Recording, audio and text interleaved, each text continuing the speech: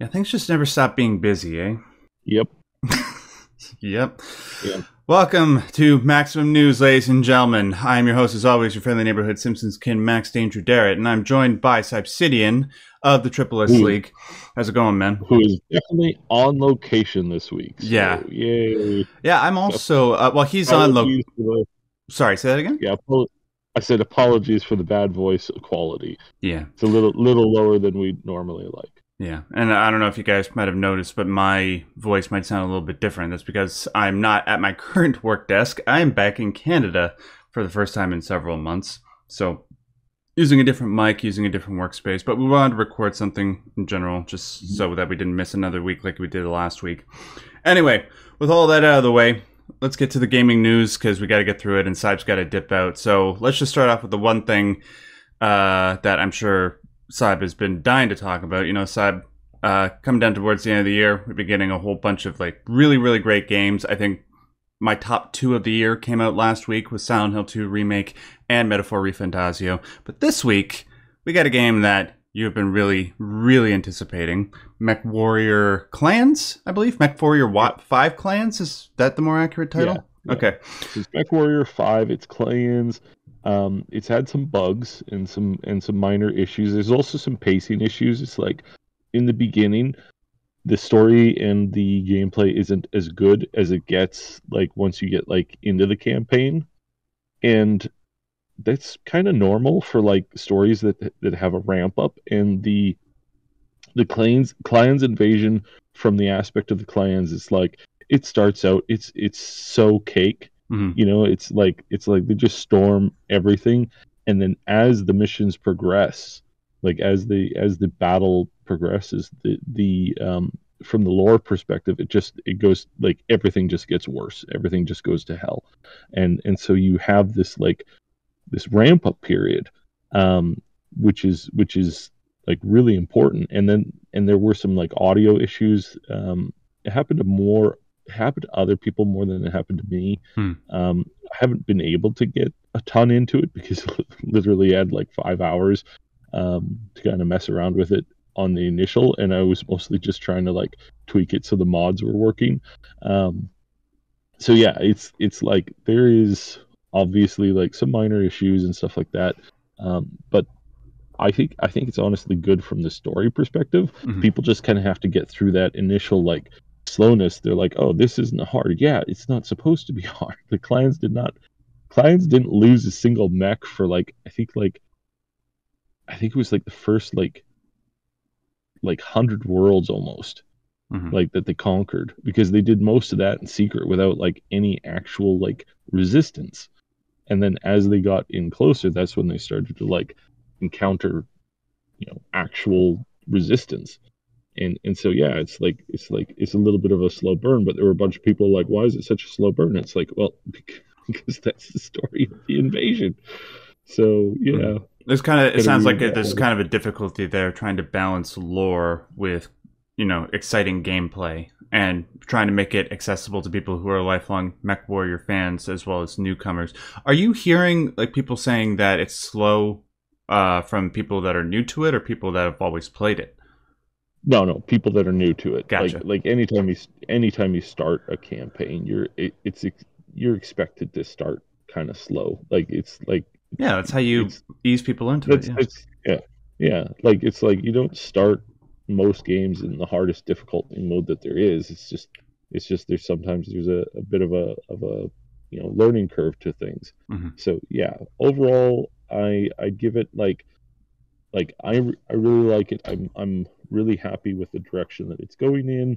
A lot of people who are reviewing goes, this is definitely like a gem when you're you know, from the perspective of like someone who's played it a while and who like has gotten into it. It's like that's the big thing. The initial audio issues, I definitely get that. That's why there's a lot of negative reviews, because the audio, anytime that you have audio issues, that can really, especially when it's like story related or like cut scenes or whatever, it's like yeah, if you have audio issues and I've had this happen in games where it's like you know, there's a big moment that's supposed to happen and your audio just clips out. and then if you escape out, like if you try and like fast forward, you either lose the ability to see that clip again, and therefore you just completely miss it, or you have to replay content in order to get it again. And again, that and hope that you don't have the same audio issue. So yeah, when there's audio issues, it's like that is a huge like WTF. Like that is one of the things that absolutely, and that definitely can spoil people's experience with the games. And I had that happen in the last 2 months to a major game, and it was like, oh, well, there goes my experience with this. Like, and I couldn't even replay the cinematic. I had to get at it from from somebody else's video, which had their character in it, not mine. Right. So it's like, oof, that's bad. So it didn't happen to me as much, but I think that's because I didn't get to it until after the first patch hit. Mm-hmm. So yeah. Oh, so the game allows you to, from what I just heard you say there, like the game allows you to create your own character? Oh yeah. You nice. you have your kind of like story side stuff. It's more about your team and stuff like that. In MechWarrior, you build you're building a mercenary group. Usually in this one, you're not building a mercenary group. You're literally building a group of like soldiers, but all the soldiers are kind of like they're baked in story wise. So mm-hmm. Yeah, a little different than the mercenaries aspect that you normally play. Right. All right, and last question before we move on. I regrettably don't believe I'll be able to have the chance to play Mech 5 Warrior Clans, even though, I've wanted to play a Mech Warrior game for a long time, but the last one I think I ever played was Mech Warrior Lone Wolf on the original Xbox, and I remember enjoying that. Would you say that this game is a decent entryway for people that want to get into the franchise, or would you recommend an older title? No, I think this game is actually pretty decent. It gives you a lot of options that's there. I definitely wouldn't recommend like the online game. I've never played that because it's become super twitchy. Mm-hmm. And that's not what a MechWarrior game is supposed to be. A MechWarrior game is not for people who like fast, instant twitch combat. It's like you typically have limited ammo. Your mech has arms and weapon slots and all this kind of stuff that can definitely be damaged and destroyed. So when you go into engagements, it's very much a game of pacing. And when you play MechWarrior 5 Mercenaries, you are slowly battling your way through a campaign. And you have bills and you have money and you got all this kind of stuff that you have to pay. And if you lose a mech, mm-hmm. that hurts. Like it can, especially early on, it can really hurt. So you want to you want to be careful about the missions you're taking, especially if you're playing like on iron mode or something like that, where it's like yeah, one bad shot on your cockpit and you can die. It's like yeah, but it's very slow and it's very methodical, and that's why I've always liked the MechWarrior games, because you are playing these giant death machines that are hundreds of feet tall. Yeah. And you're marching around and you're moving and you're fighting other death machines, and you have to very, very carefully plan your engagements in most cases, especially early on, or when you're fighting something big and heavy. But it's a lot of fun to to have the kind of where it's you're overpowered against some stuff, but you still have to kind of be careful, and you're still kind of picking your target slowly. Mm-hmm. It's a much more methodical shooter that way, and I enjoy that. Nice. Yeah, I do appreciate those the games that have a bigger strategy element instead of it just being mindless shooting, which, if I seem to recall, the MechWarrior games that released on Xbox kind of were, and they were fun, but mm-hmm. It's nice to get back to that core and experience it the way that it was originally supposed to be. Anyway, guys, have you had a chance to check out MechWarrior yet? I want to hear from you guys in the comment section below. Let me know if I'm just completely missing out, or if I should just double down and keep going through Metaphor Refantasio, because, God, that game is just so damn long. Anyway, not complaining, though. The game's amazing. So, let's move on to the next story. So, we're talking about Nintendo again. Woohoo! But it looks like Nintendo, and specifically Game Freak under Nintendo, well, I mean, they're not, I don't know what the legalese are in regards to all that, but of course they're attached to Nintendo because Game Freak creates Pokemon. And it seems that back in August, Game Freak suffered a pretty big hack that they're only announcing now. And a lot of interesting information came out of it, which I think is worth talking about. In regards to the ethics of all this, I know some people have, some concerns about that. I just look, the stuff is going to get talked about anyway. It's already out there. And, obviously I condemn anybody that would ever share personal information. But, given what you can say about how certain YouTube communities are, I think the vast majority of them don't really care about that. They care about the stuff that has to do with games. And plus, well, no, I'm not going to say that. I was going to throw some shade at Nintendo, but let's just move on. So, in August, 2,600 pieces of personal info were released, alongside a variety of stuff in regards to unreleased creature designs, prototypes of games and features that have yet to be announced or released, along with source code and game builds for past games. I think just past games. I don't think any new games are included there.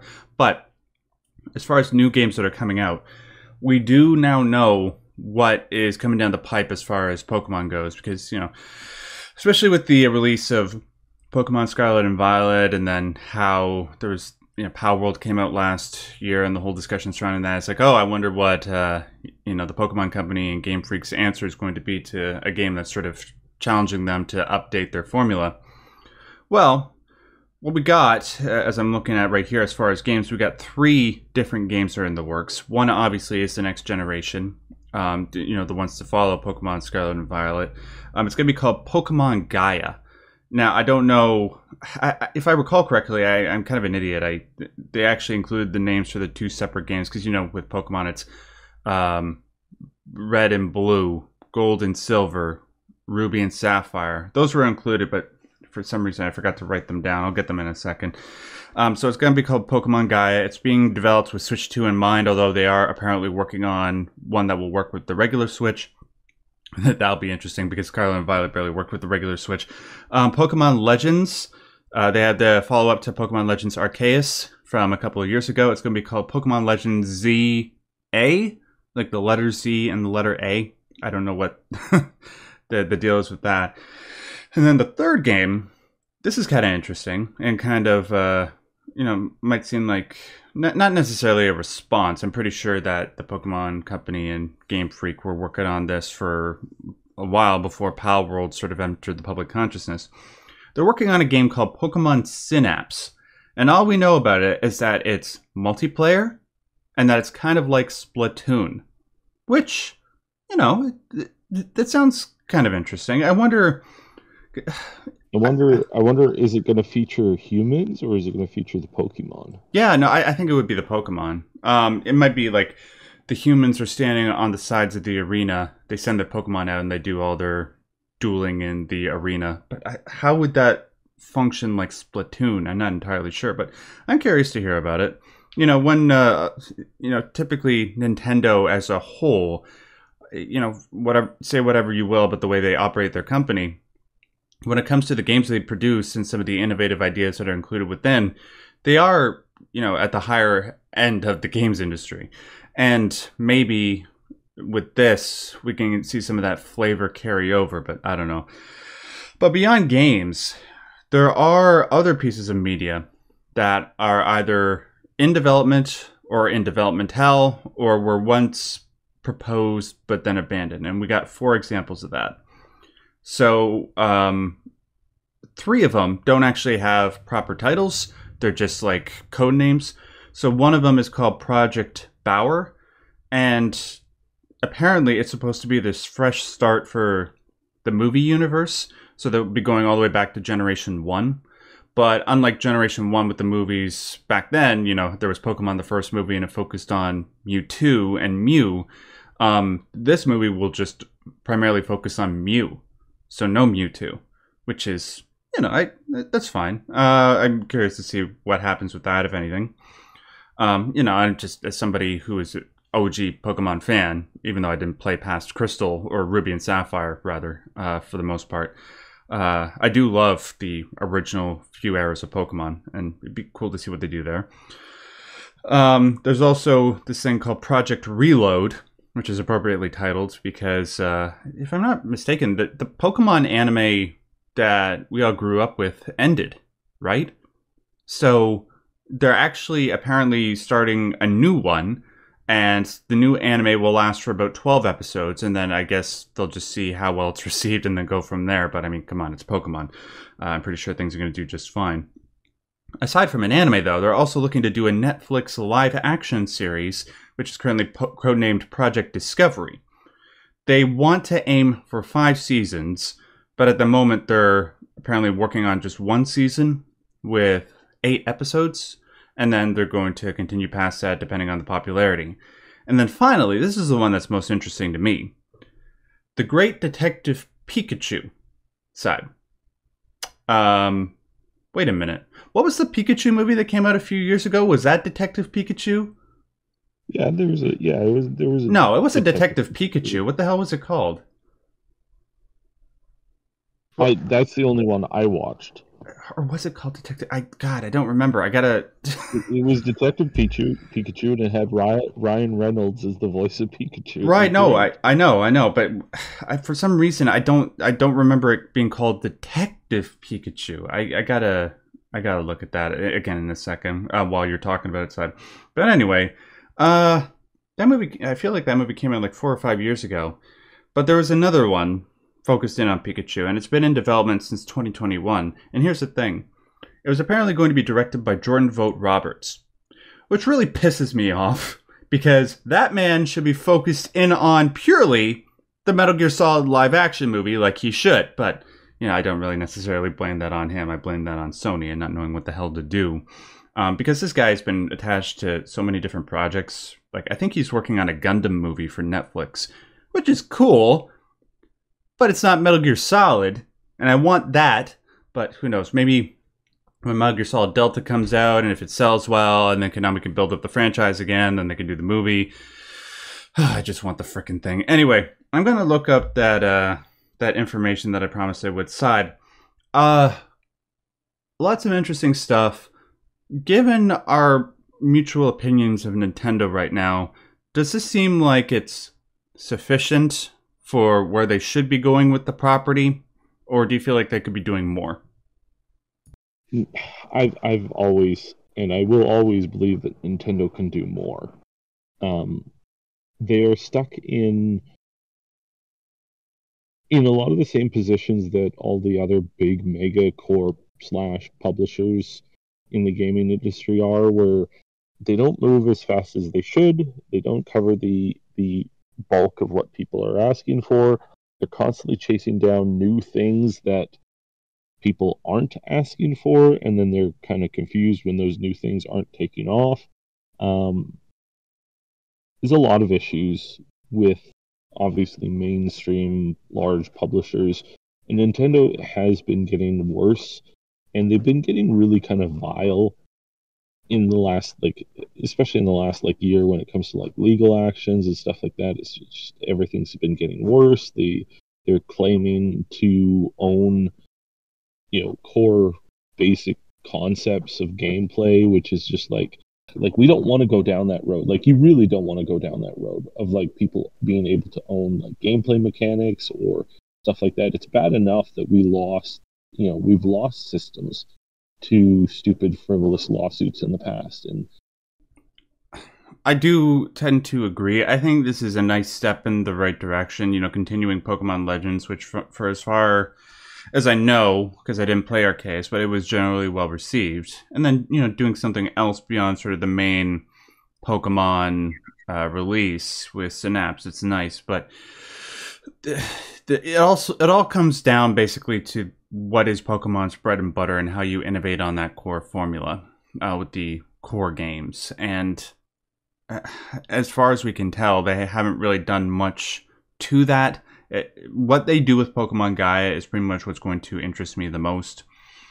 But yeah, we'll see when it comes out. As far as the things that I mentioned before, yeah, apparently the movie in 2019 was called Detective Pikachu.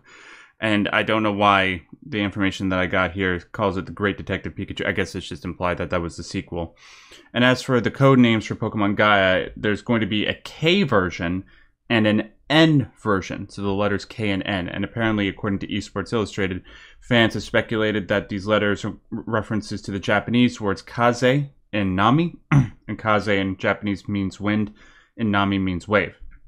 But that's just purely speculation. Could very, very, very easily be wrong. So yeah, we're finally getting a beach episode, like a beach game. It's yeah, gonna be all about the beach and the swimsuits and yeah. It's gonna be a One Piece crossover. Yeah. That'll be interesting. Like this is what people have been asking for decades. People have been asking for an MMO like a serious MMO version. That's what I'm waiting for. Yeah, the universe, and they've never even tried, and that's the thing that's very frustrating. It's like, well, they haven't tried, so what's going on? Right. Yeah, that's part of the reason why I stopped playing Pokemon in general. It's like, okay, they're just gonna keep milking this for like the next 10 to 20 years. I'm just gonna wait for when they inevitably come out with the Pokemon MMO, so that way, that's when I can ruin my life.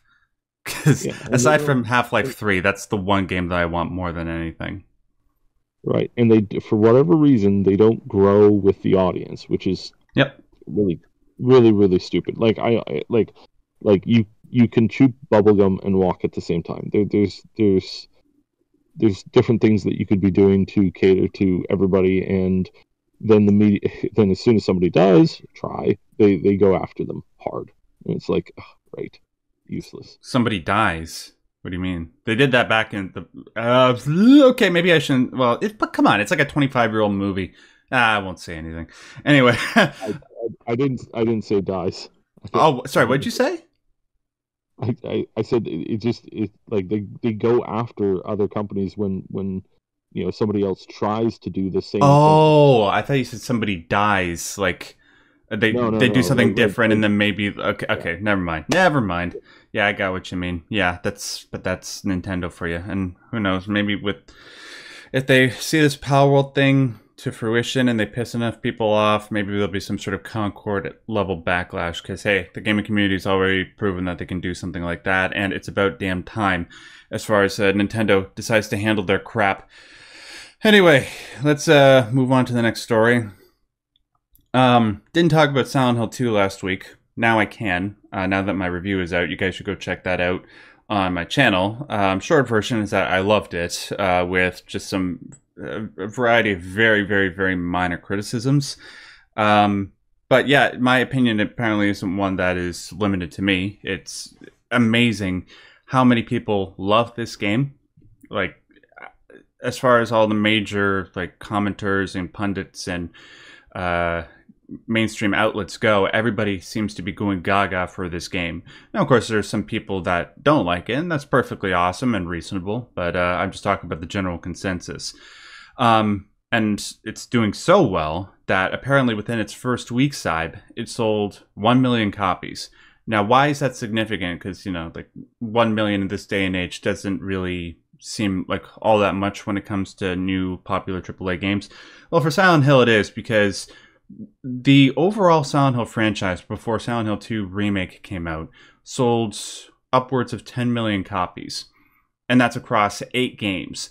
So that's about as much as a new Assassin's Creed entry gets every time that it releases, right? And that's for the entire Silent Hill franchise. But the reason why it's so popular is just because the game, like the original games in the lore, were so wonderfully crafted and so interesting that it developed a cult following over time, and that's why Konami decided to throw a whole bunch of money into giving the IP to a bunch of studios to try and bring it back to life, right? So now, as far as why the 1 million copies sale is so significant, as far as I know, the 2 top-selling games in the franchise for both Silent Hill 1 and 2. Silent Hill 1 sold 2 million copies. Silent Hill 2 sold 1 million copies. And Silent Hill 2 Remake sold that much within its first week. which is off the chain. That's amazing. And it spells wonderful, wonderful things for the future of the franchise, especially if Bloober decides to go and tackle a new Silent Hill game in the future.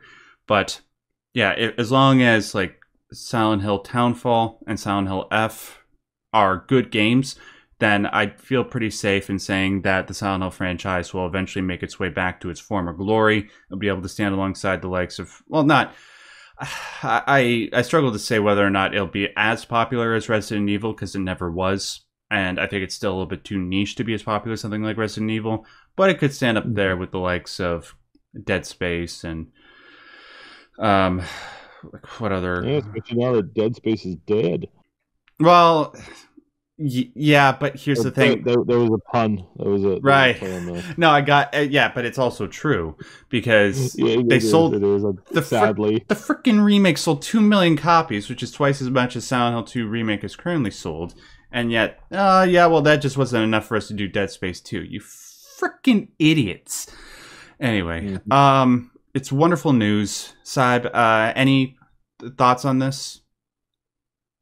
Like you said, it's like if they see success and they actually listen to the audience and the fans, then then they can continue to grow and find great success. And it's just a matter of like, do they have the scruples for that? So let's hope they do. Well, yeah, and who would have thought that that would have been the case for a game produced by Konami? But the director for Silent Hill 2 remake actually. Humble brag, he actually watched my review for the game, and he told me that he made the game with hardcore fans like myself in mind, which is exactly what all game developers should do, especially with games franchises as beloved as Silent Hill. So yeah, very, very happy. And the game, like I said before, aside from Metaphor ReFantazio, is probably my game of the year. I cannot believe how good it is, and I highly recommend anybody who's a huge fan of survival horror or psychological horror, go out and check it out. It's a wonderful entryway into the franchise. All right, moving on. Staying on the topic of Bloober Team, the developers behind Silent Hill 2 Remake, it's interesting.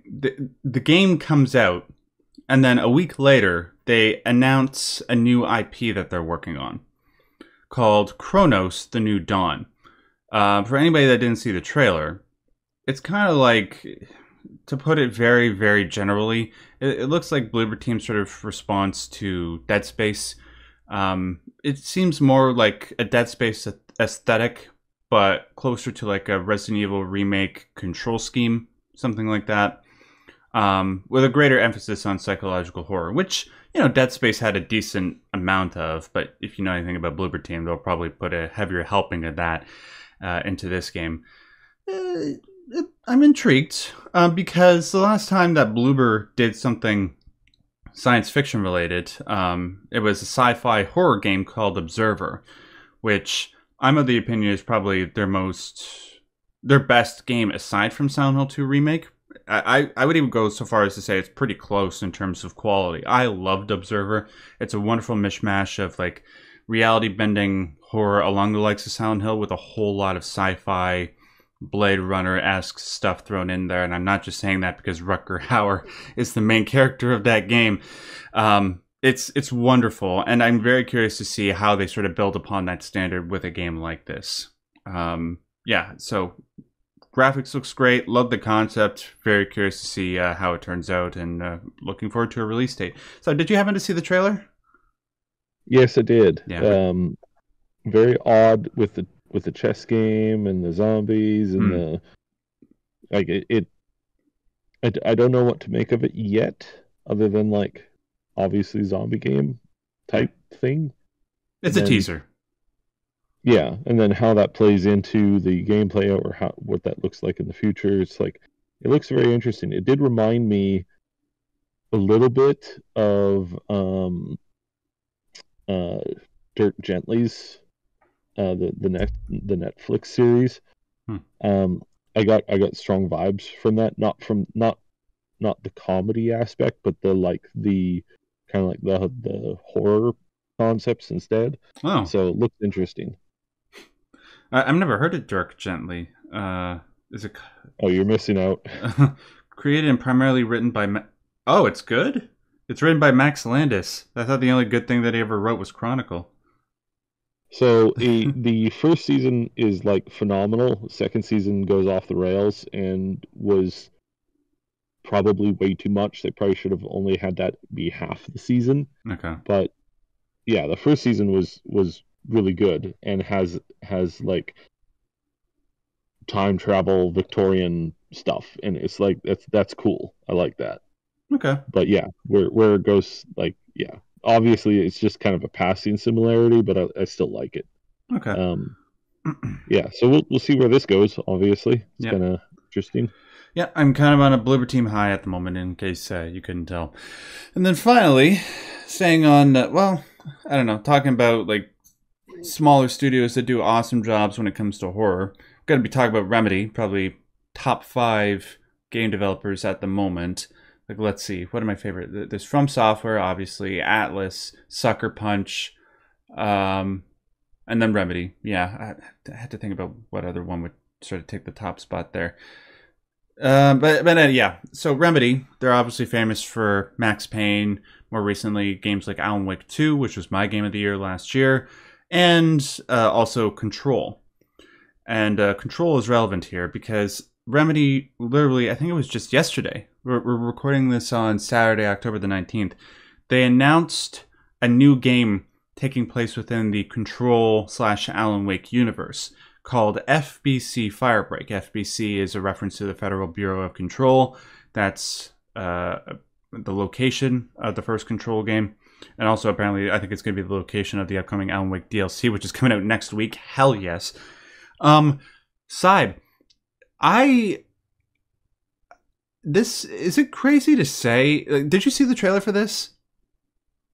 No, I didn't. Okay. I think I saw only part of it. Okay, so the Games Fest stuff. Gotcha. So the game, I think it's reasonable to say that it's like Left 4 Dead, but with the Control aesthetic. Minus the fact that in Left 4 Dead you have 4 players, but in this game you have 3. I think it's reasonable to put it that way, especially because from everything that I've been able to gather, you know, people tend to look at a game like this nowadays and they think to themselves, oh, it's going to be a live service. You're just going to, you know, it's going to be free and you pay for a whole bunch of cosmetics, right? Apparently not. Apparently it's just going to be a standalone multiplayer game that is available on PS Plus and Xbox Game Pass day 1. So at least people will have the chance to give it a shot. And another thing that really, really, you know, stands out to me, aside from the fact that I love Control, I love this universe, I'll play anything that comes from it. I was watching the developer diary that was sort of released alongside the teaser trailer, and they said that their motivating factor in creating this game is to find things that, you know, instinctually produce laughter and joy from people while they're playing it. And then if that is something that is produced continuously, then they put that in the game. That is the type of game design ethic that I wish more games would adopt. Because, you know, Syb, when you're playing a really great game and you do something really out of the box and something you didn't expect, it's just this moment of instinctual, keen joy, right? What are some games where I felt that? I think maybe when I played Halo 2 for the first time and I found out that you could dual wield a gun, or Half-Life when you picked up the gravity gun for the first time. Moments like that. It seems like that is sort of their guiding light when it comes to the way they're constructing this game. And, you know, based on the footage that they showed us, it seems like they've maybe got something special here. Yeah, and just like I said, more stuff in this universe I'm all down for. Anyway, yeah, so I don't know how much you saw or what you saw. Did any of it appeal to you, Syb? The concept does, for sure. Yeah. So we'll be kind of keeping a close eye on that because, yeah, we need more standalone, non-microtransaction, multiplayer puzzlers or shooters or extraction stuff that isn't entirely based around what do they call those stupid things where it's like, oh, you got a month to do this thing, and FOMO. Like Anyways, guys, sorry, I don't know what's going on with the audio, but I'll try to work it out in post. But because of that, like, sorry, it's an unusual week, and we tried to work with it as best we can. Thankfully, Syb sounded okay for the most part. But yeah, we'll be back in our regular studios next week when we're dealing with all this. But just because of this, we're just going to have to cut it short. Yeah, I would recommend people look into FBC Firebreak and give it a shot when it comes out, because Remedy, as far as, games that sort of embody the way that we would collectively as gamers wish that games would be produced, I think Remedy is probably the best at that, and they really deserve more success. Their games are absolutely brilliant. And seriously, go freaking buy Alan Wake 2. Why isn't that game broken even yet? All right. That does it for this episode of Maximum News, ladies and gentlemen. Thank you so much for joining us. Make sure to hit the like button. Make sure to leave a comment if you have any thoughts on any or all the stuff that Saib and I talked about today. Thank you, Saib, as always, for doing this with us. Make sure you go check out my personal YouTube channel, which I will link in the description box below. And we will do this again next week, okay? Until then, I want to remind you guys, as always and as per usual, stay yellow. Goodbye.